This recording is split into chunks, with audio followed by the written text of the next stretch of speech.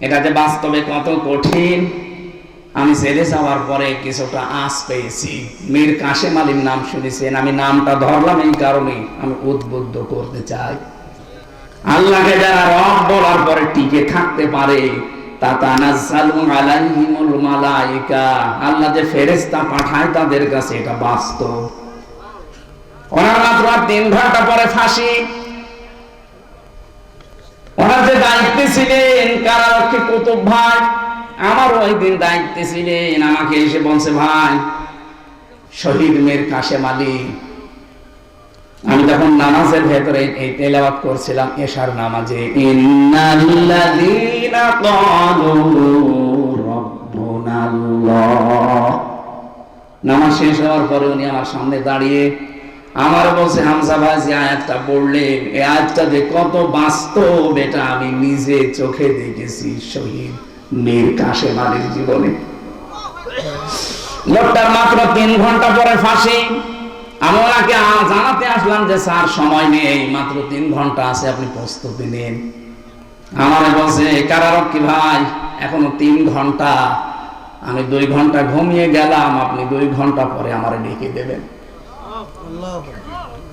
আমারে বলছিল যে ভাই যার 3 ঘন্টা পরে ফাঁসি, যার ছেলে ব্যারিস্টার গুম হয়ে আছে, আরমান 8 বছর গুম হয়ে আছে, ও জানে না যে বেঁচে আছে না মরে গেছে। তাও তো নরমাল পাগল ছাগল হলে তো হয়তো, ব্যারিস্টার আর ছেলে চেহারা দেখেছেন রাজপুত্রের মতো চেহারা, কত বড় শিক্ষিত একটা ছেলে, তার যে প্রপার্টিজ আছে, লক্ষ লক্ষ মানুষের কর্মসংস্থান বানিয়েছে, সেই উত্তরাধিকারে ছেলে গুম হয়ে আছে, তার মেয়ে লাইফ সাপোর্টে আছে, তার বউ। এরকম কঠিন মুহূর্তে মাত্র 3টা ঘন্টা পরে যার ফাঁসি হয়ে যাবে, তার দলীয় যে লোকজন লক্ষ লক্ষ মানুষ পালিয়ে বেড়াচ্ছে, হাজার হাজার মানুষ জেল খাটতেছে, কথা বলে না। অথচ সেই লোকটা দেখলাম 2 ঘন্টা ঘুমিয়ে 2 ঘন্টা পরে উঠে বলছে, গোসল করলো, ওযু করার পরে বিস্কিট বের করে বলছে ফাঁসি তো হয়ে যাবে, বিস্কিট খাবেন আপনি। কারারক্ষী কুতুবউদ্দিন বলছিল না আমার খাওয়া লাগবে না, আপনি তাড়াতাড়ি রেডি হয়ে নেন। নতুন জামা পায়জামা বের করলেন ব্যাগের ভেতর থেকে, সবগুলো পরার পরে বলছে ফাঁসির যে পোশাক আছে ওইটা কি পরাবেন নাকি আমি যা পরেছি এইটাই নিয়ে যাবেন। ওনার লুঙ্গি পরা ছিল, দেখলাম লুঙ্গি ভিজা ছিল, নাড়ি দিলেন, বললেন এইটা আমার ফাঁসি হয়ে গেলে আর একটা কয়েদিকে দিয়ে দেবেন, সে জীবনে পড়তে পারবে। সুন্দর জামা কাপড় পায়জামা পরলেন নিজে, পাঞ্জাবি গায়ে দিলেন। আমারে বলছে আর কয় মিনিট বাকি আছে, শাহজাহান জল্লাদকে ডাক দেন, চলেন আমরা যাই। মনে হচ্ছে শ্বশুর বাড়ি যাবে। বাস্তবে শুনতে যত সহজ মনে হচ্ছে, ওই জায়গায় থাকলে অত সহজ না। আমার মতো একটা সাধারণ মানুষ 3টা বছর মাত্র আমি এমনি যোগাযোগ বিচ্ছিন্ন ছিলাম, তাছাড়া আমার সেই রকম অত্যাচার করেছে হালকা পাতলা, আমার তুলনায় কিছুই না। কত মানুষকে নখ তুলে নিয়েছে আমার সামনে, কত মানুষকে ডিম দিয়েছে আমার সামনে, ওই তুলনায় তো আমার অত কিছু না। তারপরও আমি শুধু জেলখানায় বসে ওই 24 ঘন্টা সেলের ভেতরে বসে থাকতাম, তাই আমার ঘুম আসে না, ঘুমের বড়ি খাওয়া লাগে। অথচ তার 3 ঘন্টা পরে ফাঁসি, ওই লোকটা 2 ঘন্টা আরামে ঘুমাচ্ছে। আমার বলছিল ভাই ওনার ঘুম আসলো কি করে, আমি বললাম এই যে আয়াত পড়লাম নামাজে, এইটার কারণে। যারা আল্লাহকে সত্যি মন থেকে রব বলার পরে টিকে থাকতে পারে, যত ঝড় ঝাপটা আসুক না কেন, দুনিয়া একদিকে আমার রব একদিকে, এই সিদ্ধান্তের উপরে যারা অটল থাকতে পারে, কোরআন গ্যারান্টি দিচ্ছে তাদের বিপদে আপদে আল্লাহ ফেরেশতা নাজিল করে। অবশ্যই ফেরেশতা তার কাছে এসেছিল, মাসুমি এসেছিল, নাই তো এই 2 ঘন্টা তার ঘুম আসার কথা না। কারণ আমি নিজে সাক্ষী, ঘুমের বড়ি সিটাক্সিন খেয়ে কষিয়াম খেয়ে আমার ঘুম আসে নাই। খালি আমার ওই ছোট মেয়েটার চিন্তা হতো কি করছে সে, অথচ তার নিজের ছেলে গুম হয়ে গেছে। আমার মেয়ে তো মাটির সাথে কথা বলে, সময় 7 মাস রেখে এসেছিলাম, ও তো মরে গেল, অসুবিধা নেই, আর একটা মেয়ে হবে। আর তার ছেলে ব্যারিস্টার পাশ করেছে, সে গুম হয়ে আছে। তার কাছে প্রতিনিয়ত ক্ষমতা আসতো আপনার ছেলে গুম, আপনার স্ত্রী লাইফ সাপোর্টে পড়ে আছে, বাঁচতেও পারে নাও বাঁচতে পারে। এই কঠিন পরিস্থিতিতে আপনি বলেন তো, ফেরেশতা যদি তার কাছে এসে পরের এই দুইটা শব্দ না শোনাবে, আল্লাহ তাখাফু ওয়া লা তাহজানু, এক নম্বরে বলেছে ভয় পাবেন না, চিন্তা করবেন না। কিসের ভয় পাচ্ছেন? ফাঁসি। ওই যে জান্নাতের সিঁড়ি দেখা যাচ্ছে, এখান থেকে শুধু এই জামানা বাদ দিয়ে আর একটা জগতে যাবেন, ওই সিঁড়ি দিয়ে আপনি জান্নাতে প্রবেশ করবেন। দুই নম্বরে ওয়ালা তাহজানু, চিন্তা করবেন না। কিসের চিন্তা? হয়তো আপনার চিন্তা আসতে পারে, আমি যদি এখন মারা যায়, ফাঁসি হয়ে যায়, আমার ছেলেটা তো গুম হয়ে আছে, আমার পরিবার কে দেখবেন, আমার এত বড় বড় ব্যবসা, আপনার কয় টাকা আছে? মীর কাসেম আলী বাংলাদেশে 5 জন ধনী থাকলে এরকম অবস্থায় ছিল একজন। লক্ষ লক্ষ মানুষকে কর্মসংস্থান তৈরি করে দিয়েছে। কোন পর্যায়ে ছিল বলেন তো সেই লোকটা?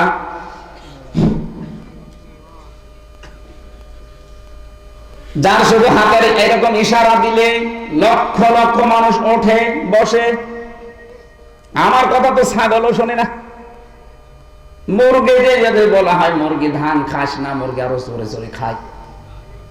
আর তার কি ক্ষমতা আল্লাহ দিয়েছিলেন, পাওয়ার দিয়েছিলেন সারা বাংলাদেশে না সারা পৃথিবীতে, মুসলিম বিশ্বে তার একটা নাম ছিল আলাদা। আমি কতগুলো মুসলমান দেশ ঘুরে আসলাম, এই দেশে কয়েকজনকে অনেকেই চেনে, তার ভেতরে মীর কাসেম আলী একজন। বহু মানুষের কর্মসংস্থান বানিয়েছে। তার জায়েজ হবে, হারাম হবে না। এই মানুষটাকে ফেরেশতারা হয়তো কথা বলেছিল, আমি তাফসিরে পড়েছি, এইভাবেই লেখা আছে। ফেরেশতারা বলে চিন্তা করবেন না, আপনার দলীয় লোকজন পালিয়ে বেড়াচ্ছে, জেলখানায় আছে, আপনার স্ত্রী অসুস্থ, ছেলে গুম হয়ে আছে, ব্যবসা প্রতিষ্ঠানগুলো সব সরকার হাতছাড়া করে নিচ্ছে, কোনো চিন্তা নেই, ভয় নেই, এগুলোর সব দায়িত্ব আল্লাহ নিজে নেবে। এই কথাটা কানের কাছে যখন ফেরেশতারা বলে, তখন তার ঘুম আসে, তাছাড়া ঘুম আসা সম্ভব না। ফেরেশতারা এসে তার সামনে জান্নাতটা তুলে ধরে, যেমন হযরতে আসিয়ার সামনে জান্নাত তুলে ধরেছিল ফেরেশতারা, তিনি যখন ঈমানের পরীক্ষা দিচ্ছিলেন।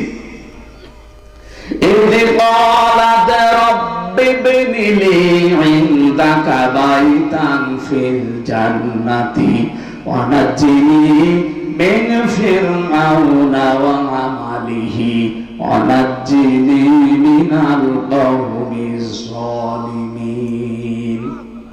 সম্মানিত মা বোন যারা এসেছেন, এই আয়াতে আপনাদের দুইটা শিক্ষা আছে। মেয়েরা এসেছে, আমার মা ভয়েরা, অনেকে মনে করে আমি নামাজ পড়ি, রোজা রাখি, কালো বোরকা পরে বেড়াই, আমি জান্নাতে যাব না, যাবে কে? না। হযরতে আসিয়ার দিকে তাকান, এত বড় কঠিন পরিস্থিতি, তার ঈমানের উপরে টিকে থাকতে গিয়ে তার হাতের ভেতরে পেরেক লাগিয়েছে তার নিজের স্বামী ফেরাউন, তার কপালে পেরেক লাগিয়েছে, পায়ের ভেতরে চালাকা লাগিয়েছে, মাথার উপরে গরম তেল ঢেলে দিয়েছে, চুলগুলো সব উঠে গেছে। কঠিন পরিস্থিতি যখন চলছিল, আল্লাহ নিজে ফেরেশতা জিবরাইলকে বলছে, জান্নাত তুলে নিয়ে আমার বান্দির সামনে ধরো। হযরতে আসিয়া জান্নাত দেখার পরে ডাক দিয়েছিলেন, এ ফেরেশতা জিবরাইল, জান্নাত আল্লাহ পাঠিয়েছে, আল্লাহকে একটু বলেন উনি যেখানে আছে ওই জায়গায় যেন একটা ঘর আমার জন্য আলাদা বানিয়ে রাখে, ওই ঘরে বসে বসে 24 ঘন্টা আমি আল্লাহকে সব সময় দেখতে চাই। এক নম্বরে তিনি কি ঈমানের পরীক্ষায় কি কথা বললেন, দ্বিতীয় নম্বরের কথাটা মেয়েদের জন্য বলার জন্য আমি আয়াতটা পড়লাম। হযরতে আসিয়া বলেছিলেন, রব্বি নাজ্জিনি মিন ফিরআউনা ওয়া আমালিহি ওয়া নাজ্জিনি মিনাল কওমিজ যালিমিন। দুই জায়গায় এক আলিফ করে টান আছে। হযরতে আসিয়া বলেছিলেন, হে আল্লাহ, আমার স্বামী ফেরাউন নিজে জুলুম করছে, লোকজন দিয়ে করাচ্ছে, এই জুলুমের যে বিভৎস অত্যাচার সীমা লঙ্ঘন করে ফেলেছে, আমি জীবিত অবস্থায় আমার শরীরের ভেতরে সব আঁকা পেরেক, আমার মাথার চুলগুলো সব তুলে ফেলেছে, আমার লজ্জাস্থান ওরা বর্ষা মারবে বলে রেডি হয়ে আছে। এই কঠিন পরিস্থিতি দেখে তুমি যেন রেগে যেও না, তুমি আমাকে বাঁচাও অন্তত এই জুলুম থেকে। আমার স্বামীর অত্যাচার থেকে আর যাদেরকে দিয়ে অত্যাচার করায় তাদের অত্যাচার থেকে তুমি আমাকে বাঁচাও, কিন্তু তুমি আমার স্বামীর উপরে গজব দিও না। চিন্তা করেছেন কোন অবস্থায় দোয়া করছে? এত বড় কঠিন ভয়ঙ্কর অত্যাচার জুলুম নির্যাতনের পরও তিনি স্বামীর জন্য বরদোয়া করেননি। হ্যাঁ, বলেছিলেন তুমি আমাকে স্বামীর অত্যাচার থেকে বাঁচাও, আমার স্বামীর উপরে তুমি অত্যাচার করো না। আর আপনি একটা সাবান কম হলে বরদোয়া দেন। একথা বলছেন, এরকম বহু দেশে নেই? সারাটা জীবন আমরা শেষ করে দেই, আর একটা শাড়ি যদি একটু কম দামি হয় ফোঁটা দিয়ে আমার ফোঁটা বের করে ফেলে। বলে আপনার কাছে এসে জীবনে আমি কিচ্ছু পেলাম না। এই কথা যারা বলবে মুখ থেকে, ওর সঙ্গে সঙ্গে পেছনের আমল আখলাক আল্লাহ সব ধ্বংস করে দেবে। ফেরাউনের স্ত্রী যদি এত কঠিন অবস্থায় ওর স্বামীর জন্য বরদোয়া না দেয়, আপনি একটা শাড়ির জন্য বরদোয়া দিয়ে দিলেন, আপনি মানুষ আর আপনি জান্নাত যাবেন। বহু মেয়েকে আমি এই বাংলাদেশের সাথে মিলিয়ে, হাদিসের সাথে মিলিয়ে দেখতে পাচ্ছি। বিশ্বনবী বলেন, আমি মেরাজে যখন গেলাম দেখলাম অধিকাংশ মেয়েরা জাহান্নামের আগুনে। ফেরেশতারা জিজ্ঞাসা করলাম কেন? ফেরেশতারা বলেছিল দুইটা কারণে। এক নম্বরে তারা স্বামীর কুফরি করে। স্বামীর কুফরি মানে স্বামীর নাশকরি করে। সবকিছু একটা মানুষ দেয়, হঠাৎ একটু কিছু কম পড়ে গেলে তখন নাশকরিয়া করে, উল্টা পাল্টা কথা স্বামীকে বলে ওর মন খারাপ করে দেয়। এরকম বউ আছে? কার হাত তোলেন তো? একজু। আপনি ক্যামেরার সামনে এসে হাত তুলে দেখান, আপনার বউ দেখো আজকে আপনার ঘরে ঢোকাবো না। আমি হাসির খোরাকি দেইনি। এই লোকটা তো লজ্জা শরম ত্যাগ করে হাত তুলেছে, আর আমরা হাত তুলতে পারছি না। তাই কারণ ক্যামেরা সব আমার দিকে ঘোরানো, আমি তুললে তো আরো ঝামেলা। সামান্যতা মা বলে না হচ্ছে না। এখানে বহু স্বামী অবস্থায় আছে। পুরুষ নির্যাতনকারী নারী যেমন আছে, নারী নির্যাতনকারী পুরুষও আছে। বাংলাদেশে নারী নির্যাতনকারী পুরুষের বিরুদ্ধে মামলা হয়, পুরুষ নির্যাতনকারী নারীর বিরুদ্ধে কোনো মামলা নেই। অন্তত আর যাই হোক, চাচাই এরশাদ তো ছিল, এই আইনটা তো পাস করতে পারতো। কথা বলেন না কেন? চাচা এরশাদ যদি পাস করে যেত যে পুরুষ নির্যাতন করলে তাদের বিরুদ্ধেও মামলা হবে, তাহলে আমার মনে হয় আমরা অনেকে আজ পরিবারে জান্নাতে থাকতাম। কি যে অবস্থায় আছে আমরা বলতেও পারি না, সইতেও পারি না। কোরআনে কারিমে এবার আহ্বান জানাচ্ছে, ইন্নাল্লাযীনা ক্বালু রাব্বুনাল্লাহ, অবশ্যই যারা এই কথা বলতে পারে আমাদের রব আল্লাহ, সুম্মাস্তাকামু, এর উপরে টিকে থাকে, ইস্তেকামাত পয়দা করে, দৃঢ়তা নিয়ে অটুট থাকে, অটল থাকে, স্থিতিশীল থাকে। তাতানাজ্জালু আলাইহিমুল মালায়েকা, তারা বিপদে পড়লে আমি আল্লাহ গ্যারান্টি দিলাম তাদের জন্য ফেরেশতা নাজিল করে সাহায্য করব। আমি জানি এই কথা শোনার পরে আমাদের 100% বিশ্বাস অনেকেরই নেই। আল্লাহ যে মুমিন বান্দারা বিপদে পড়লে সাহায্যের জন্য ফেরেশতা পাঠাতে পারে, এটার বিশ্বাস আমাদের এখনো তৈরি হয়নি। খালি শুনি সেই জন্মের পর থেকে যে বিপদে পড়লে মুমিনদের জন্য আল্লাহ ফেরেশতা পাঠায়, কোনদিন তো দেখি না, এই জন্য আমাদের বিশ্বাস হয় না। আল্লাহ রাব্বুল আলামিনের কথাগুলো আমাদেরকে বিশ্বাস করা লাগবে কি 98% না 100%? তাহলে 100% বিশ্বাস করলে আজকের এই আয়াত থেকে কয়েকটা সিদ্ধান্ত নিয়ে বাড়ি যাওয়া লাগবে। ফেরেশতা একটা দুইটা না, মালায়েকা বহু বচন। মালাকুন আল্লাহ দেননি। তাতানাজ্জালু, এটা মুজারি, বর্তমান, ভবিষ্যৎ, প্রেজেন্ট, ফিউচার। আল্লাহ পাক বলেন ফেরেশতা মণ্ডলী আসার পরে বলবে, আল্লাহ তাখাফু ওয়া লা তাহজানু, কোনো ভয় নেই, কোনো চিন্তা নেই।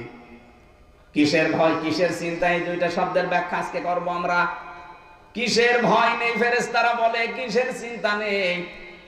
ওয়াবশিরু বিল জান্নাতিল্লাতী কুনতুম তুআদুন, তারা জান্নাতের সুসংবাদ নিয়ে আসে, ওই জান্নাত যার ওয়াদা আল্লাহ তোমাদের সাথে করেছেন। জোরে বল সুবহানাল্লাহ।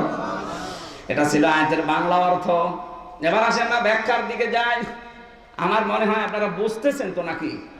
হ্যাঁ বুঝতেছেন। প্রথম শব্দে ছিল ইন্নাল্লাযীনা, ইসমে মাউসুলা দিয়েছেন আল্লাযীনা, এর আগে ইন্না দিয়েছেন। আল্লাহ যদি শুধু আল্লাযীনা দিয়ে শুরু করতেন তাও বাংলা অর্থ ছবি আসতো, যে আল্লাযীনা ক্বালু রাব্বুনাল্লাহ, যারা বলে আমাদের রব আল্লাহ। আল্লাহ বলেন না, আমি গ্যারান্টি দিলাম ইন্নাল্লাযীনা। বাবা মাঠে যাওয়ার আগে সন্তানকে বলছে আমি মাঠে গেলাম, দুপুরবেলা খাবার নিয়ে যাবে। সারাদিন পরিশ্রম করে বিকালে এসে ডাকছে ছেলে খাবার নিয়ে যায়নি, মার্বেল খেলছে, কি বাবা তো খুব খুশি হবে। গরু মারা যে লাঠি আছে ওইটা দিয়ে পেটাবে আর বলবে বেটা তোরে আমি 100 বার বললাম খাবার নিয়ে যাবে, তারপরও তুই গেলি না। 100 বার বলেছি, কয়বার? আপনার 100 বার, একবারের ভেতরে 100 বারের গুরুত্ব ছিল। আল্লাহ কোন শব্দকে 100 বার বলার ইরাদা যদি করেন, অতবার না বলে একবারে আয়াতের আগে শব্দের আগে ইন্না লাগিয়ে দেন। এখানে আল্লাহ শব্দ শুরুই করেছেন ইন্না দিয়ে। ইন্নাল্লাযীনা ক্বালু রাব্বুনাল্লাহ, নিশ্চয় যারা, অবশ্যই যারা এই কথা বলতে পারে আমার রব আল্লাহ। আমার রব বলে না রব্বুনাল্লাহ, আমাদের সবার রব আল্লাহ, এই কথা যারা গ্যারান্টি দিতে পারবে, সুম্মাস্তাকামু, আর এর উপরে টিকে থাকতে পারবে।